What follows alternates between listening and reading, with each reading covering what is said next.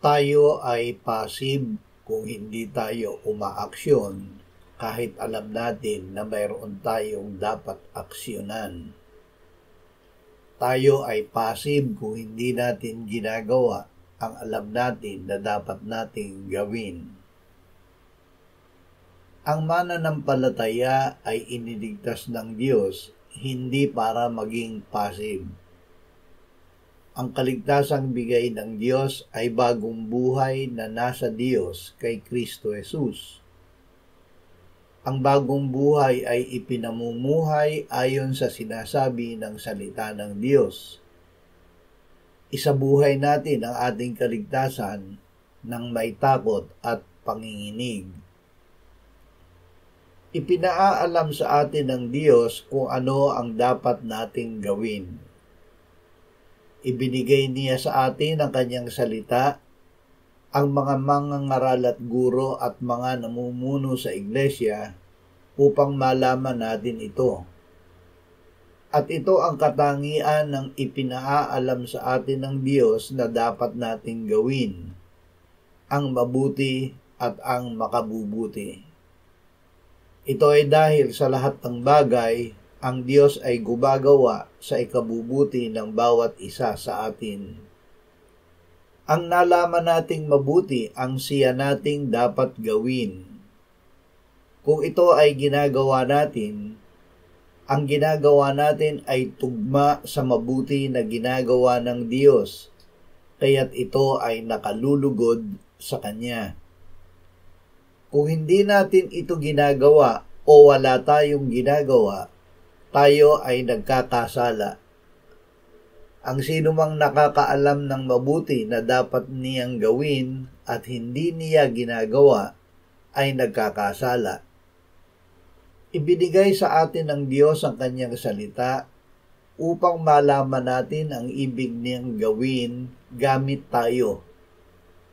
Dahil ang Diyos ay pinakamakapangyarihan, kalakip ng kanyang salita ang kanyang kapangyarihan.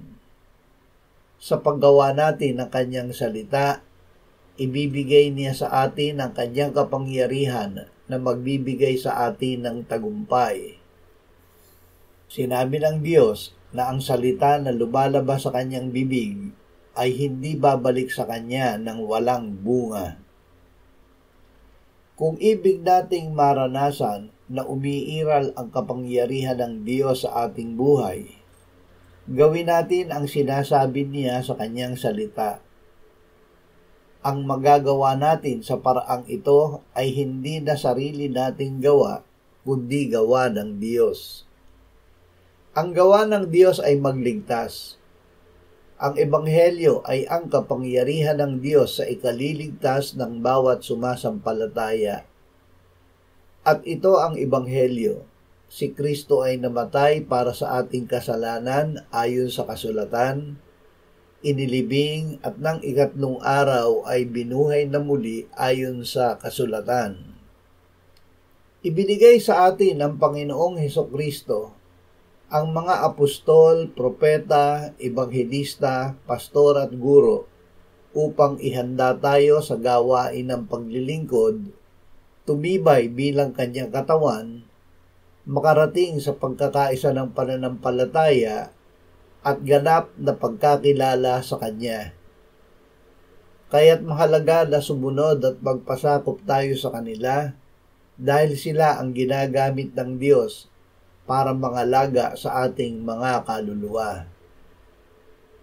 Ibig ng Diyos na ganap nating makilala ang Panginoong Hesus na Kanyang anak, na tayo ay maging sapat sa gulang sa buhay espiritual ayon sa sukat ng ganap na kapuspusan ni Kristo. Ginagawa niya ito sa paraan ng paglalagak ng salita ng Panginoong Hesus sa ating puso.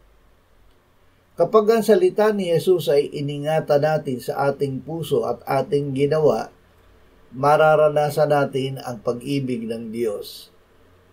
Ang Ama at ang Anak ay mananahan sa atin at mararanasan natin na Diyos ang gumagawa sa atin, kaya't magagawa natin ang ipinagagawa niya gamit hindi ang ating sarili, kundi ang kanyang kapangyarihan.